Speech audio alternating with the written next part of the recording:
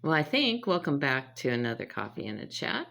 Well, it says it's recording. My phone's being pretty weird.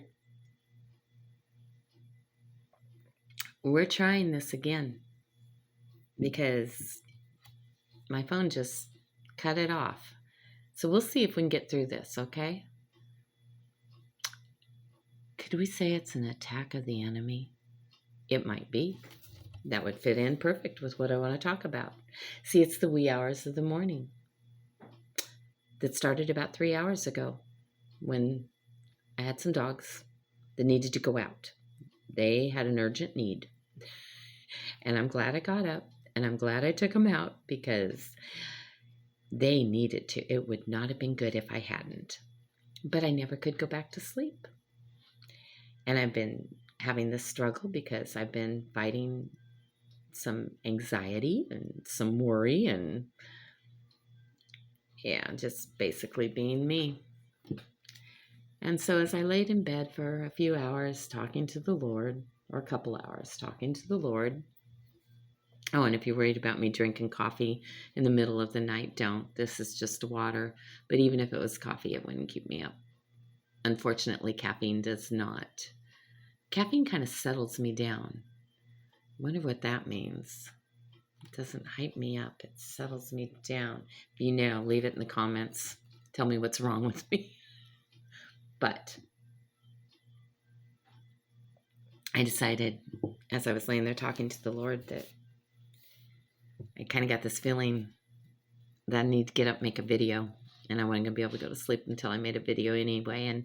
And because I'm having problems getting that video done, and the time it is now, the sun's getting ready to come up. So I'm probably not going back to bed. No, because I've got to be at the bank in a few hours because I went to do some banking on Thursday and I took some money out of one account and I put some money in another account and they took the money out of the wrong account and I didn't know until I got home that night. I checked my accounts before I went to bed. Common thing I do because I like to catch the problems. We've had our identity stolen more than once, and the sooner you catch it, the less damage done. And so anyway, I've just kind of over the years gotten a habit of since I can look online, I check it a lot. Well, when I checked it Thursday night after my banking, the balances were wrong, and then I saw because they took the money out of the wrong account, and there were 2 checks written on that account that needed to clear, and now one has cleared. And, the next day was the 4th of July, a holiday, so I couldn't go get things straightened out. And so now, this is Saturday the 5th, but they're open for a few hours, and I got to get up there and get this thing straightened away because one of those checks cleared. There was enough money for one, but not for both. And if that other check tries to clear, it's going to bounce, and I don't like bouncing checks, so no, I don't do that. Even if it is a bank error, it's not good. So anyway, I think everything happens for a reason. And I know that a lot of the people in my life right now are going through some stuff. Some of them are having some life-altering health issues. Some of them are having some issues with their jobs, some with their finances, some with relationships. It just seems like almost everybody's going through something. And I feel like I'm going through just about all of it. There's a lot of things that have been hitting me. But when I was, one of my friends had texted me and, I need prayer and here's what's going on. And, and the enemy's just really attacking me. And so I had answered back. And as I was typing out my answer, these words got typed out. And basically it was that even the attacks of the enemy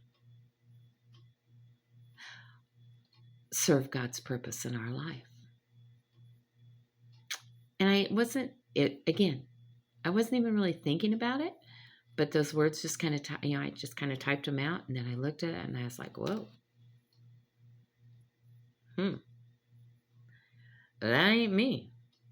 I'm like, Lord, you're trying to tell us something here, because I I wouldn't write that. I'm not that clever, and I never thought about that, but it's true. It's true. We don't like it to be true. We don't want it to be true. But if you're honest and take a close look at things, it's true. God doesn't waste anything. We can say that. But to say that even the attacks of the enemy serve God's purpose in our life. Wow. Wow. So I'm going to try and do this in a little nutshell. First off, if you're one of those guys that you're just tired of, oh, everybody's always they're going through something. Angie, why are you always going through something? Why are you always struggling with anxiety? Just getting really tired of hearing. Well, scroll on. This isn't your video. Go watch, some people nuzzling their puppies or something, but and with all the happy music in the background and people that are trying to show you they've got a perfect life on YouTube. They don't, but they make it look that way. Go look at those videos, because that's probably more what you're looking for. This won't be it. But if you're like most of my friends and me, and you're going through some stuff right now, then sit still for a couple minutes and let's just chat. So my anxiety can keep me up at night. I think we all know that. If you've been following me for long, you know that. I have a real struggle with anxiety. It's not as bad as it used to be. I have a struggle with needing to feel I'm in control of what's going on in my life, and I'm not as bad with that anymore either. But there's still issues.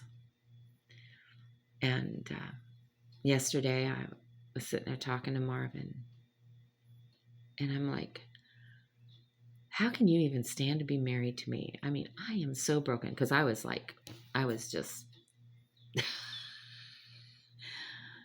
it was spewing out of me all the things that were stressing me out.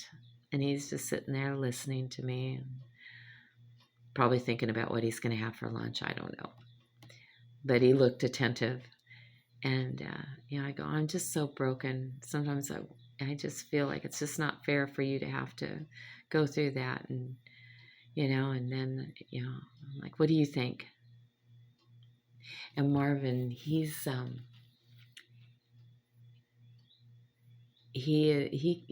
got a very quiet spirit, and he observes and stuff, but when he has something to say, it's usually pretty powerful. But anyway, he goes, I'm thinking you are broken.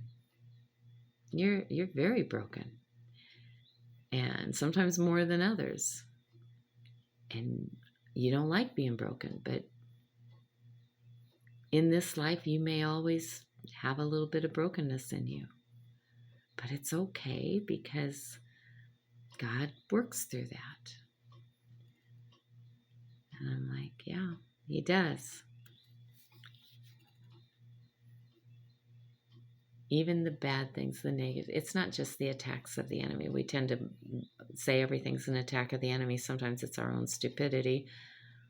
But even our own stupidity, whatever is going on in our life, God uses it to serve his purpose in what he's trying to do in us, whether we like that concept or not. It's true. There's nothing, and I think I have to remind myself sometimes, there's nothing greater than God. There's nothing that we can go through. There's no attacks, nothing no problems, nothing's bigger than him. And just because he can fix it all, and we want him to fix it all, doesn't mean he's always going to do that, because sometimes he knows we need to, I keep hearing something over there. I don't know if I woke somebody up, but we keep, we want him to just fix everything, but sometimes he doesn't, because some things we need to go through so that we can grow, so that we can learn, so that we can be a better person. Yeah. So the other night when I went to bed, after discovering there was a bank error, that could potentially cost me some money. And the next day was a holiday, so I couldn't even go to the bank to fix it. I was going to have to wait till today.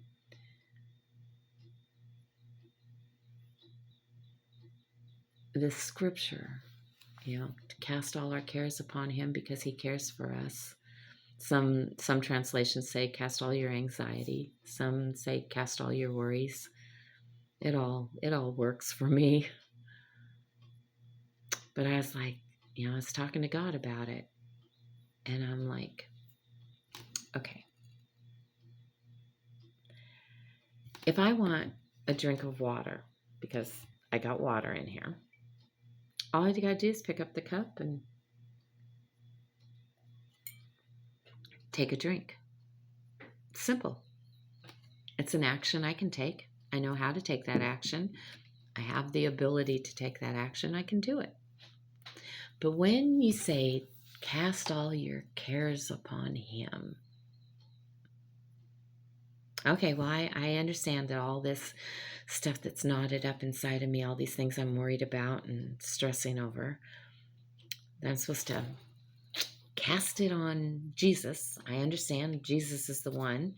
That's him. But how do I do that?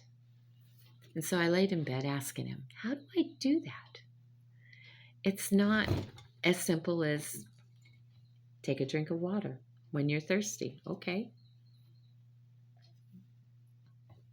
Mission accomplished. Not hard. But casting my cares on you, Lord, I don't get it. I want to get it. I want to grow. I want to understand. I want to do better. But how? And the first thing that came to my mind is don't dwell on it. Acknowledge that you're helpless, but you're not hopeless because you've got me. Just acknowledge that I can do this, that you can trust me with it. And then don't dwell on it. Leave it there. Well, when I have an anxiety attack, it consumes me to the point that it can paralyze me from being able to do anything. But I laid there in bed and I thought, okay, I'm going to try to push these thoughts because I do know you're my only hope. I can't fix all these things, but you can, and you may not fix all of them, but if I have to go through them, I know you can take me through them. You've done it so many times. I mean, you don't have to prove yourself. You've already done that. So, okay, I won't think about it. But how do I not think about it? Well, then these songs came to my mind, some old hymns and stuff. And there was this one particular that is, Jesus paid it all to him I owe. Sin had left a crimson stain, he washed it white as snow. And I thought, oh. So I grabbed my phone and I found a YouTube video with Kim Walker-Smith. She was singing it, and it was so beautiful and so worshipful. And my mind was now starting to move on the things of God. And so then another song came to mind and another. And pretty soon I'm just laying there singing the songs myself and just thanking God for being so patient with me, for loving me, for wanting me, for putting up with me, for tolerating me, for everything he does. Thanking him for just letting his presence be there. And I was not dwelling on all my stuff. I was dwelling on him, and it was way better. So that was the second thing. First thing, even the attacks of the enemy serve God's purpose in our lives. And then the second thing, casting my cares on him means not dwelling on them. and letting my heart dwell on him, because he's my hope. He's the answer to whatever ails me. And I was like, this is a blessing. But then there's the third thing, and it's I'm not going to learn how to go through stuff if I don't have to go through it. That's where you learn. You're not going to learn to swim if you don't ever get in the water. You're not going to learn how to do anything by just wanting to do it. So, yeah, sometimes I'm going to need to go through some stuff. But it's okay. It's okay to go through that stuff, because that's my opportunity to grow. If I don't have to be patient, my patience can't grow. If I don't have to love through a hard thing, my love can't grow. If I don't have to trust God to meet my needs, then my trust and faith in him can't grow. So I can accept these things that come into my life to serve his purpose in me. And so, have I got it all figured out? No. But am I getting there? Yeah.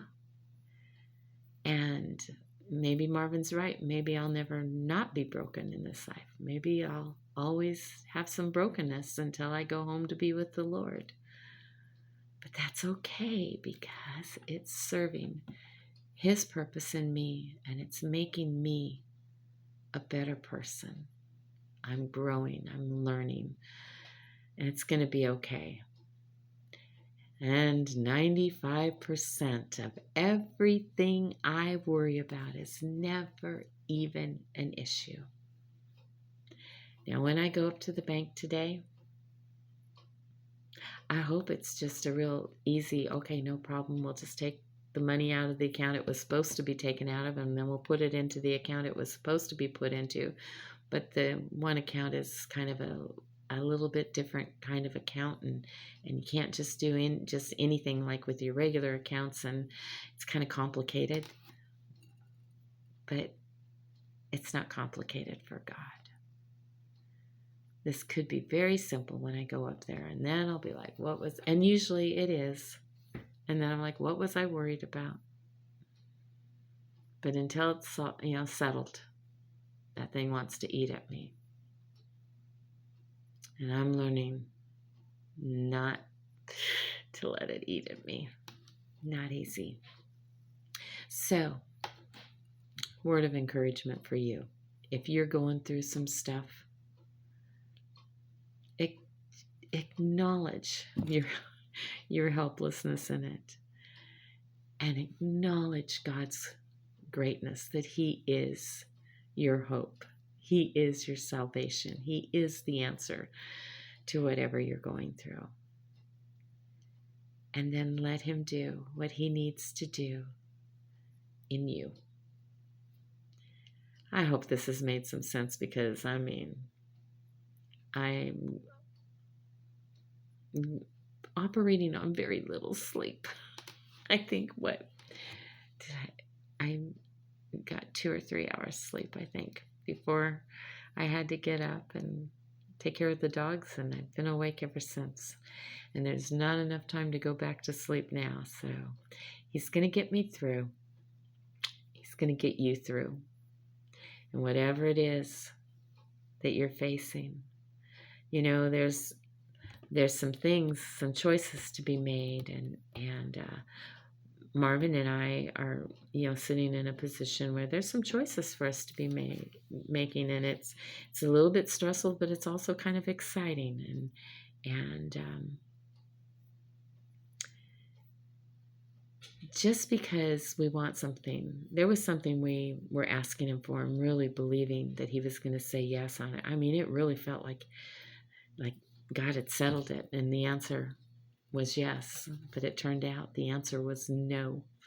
Marvin says he thinks it's just weight, but that's even bigger faith than what I got, if that's it. But that's okay. It's going to be what God chooses because we're submitted to Him. If you don't have God in your life, I don't know how you do it. I don't know how you get through things, how you especially deal with the really big stuff that comes. Because I couldn't do anything without Him. And life is getting more complicated every day and more difficult every day and crazier every day. We live in a situation where we've got 3 housing developments coming in, one on each side of us and one across from us. Now, they have not even begun to put the houses up. They've had some delays, so they're not moving people in, but there's other housing developments down the road and all. And 10 years ago, we could sit out front and it would be a long time before a car would come by. It was just occasional. It was so quiet and you could hear the birds and it was peaceful, and we lived in the country. But with all these homes going in and all the thousands of people that are moving into the area, it is changing things, and it's changing it fast. And now it can be a struggle just to get out of our driveway because of the traffic. And the other day we were sitting there on our front porch, and we were, like Marvin and I like to do, and we were trying to talk about something. We had to keep stopping and waiting for the loud trucks and the motorcycles and all the noise to go by until there'd be a moment of quiet enough, because it's never quiet now, where we could actually hear each other speak, and we're sitting next to each other. And I said, and because Marvin's like, this is crazy. I go, and we haven't even started with the ones that are being added right here. There's more than 100 to the right, more than 100 to the left, and I'm sure more than 100 across the way. I mean, I think it's close to 600 homes between the 3 developments that are supposed to be going in here, right now. We don't live in the country anymore. Now we live in town, and it's becoming like a city. There's a lot of things I can point out that's more like living in a city now. I don't like living in the city. I don't want to live in the city. Don't want to live in town.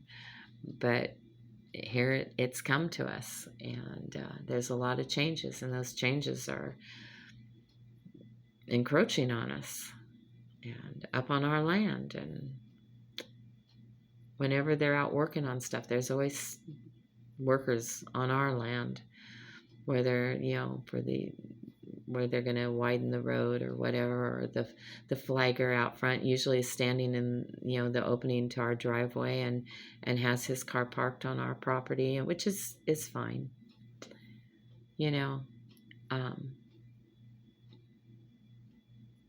But most of the time nobody asks, they just do whatever, and you've got people walking around on your land, and it's like, excuse me, who are you?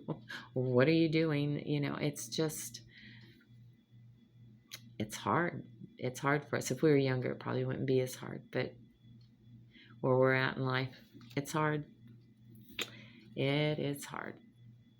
But God has a plan, and He has a solution, and I don't know what He's going to do. I just know that when He does whatever it is He's going to do, it's going to be amazing. Because even through the hard things, God He always brings a blessing. And that's the other thing. When I'm going through hard times, the other thing I'm learning that I wanted to mention here is that God always does something good in it. And if I look for the good and focus on the good more than I am on the negative stuff, it helps me get through it. Yep. And God's been reminding me of that. There was a situation that I kind of got my feelings hurt about and I kind of got upset over. And then God showed me how it really is a blessing that it went the way it did, not the way I thought it was going to. That would have been hard. And it's like, oh, you're right. No more hurt feelings, no more upset. Nope, it's all good. It's all good, because when I started seeing it through his eyes, oh yeah, God just chooses so much better than I do. So I keep saying, Lord, I may want this, but what do you want for me? If that's good for Marvin and I, then open the door. But if it's not, close the door. And we'll keep on moving forward. What comes next? It's okay. All right. I'm tired. I hope this made some sense. And I hope somebody got some encouragement there. A little nugget of something of where, yeah. It's all good. It is. Even when it's bad, it's all good because God's in control. All right. I love you. I gotta go wake up now and get dressed. Pray for me. All right. I love you guys. I'll talk to you later.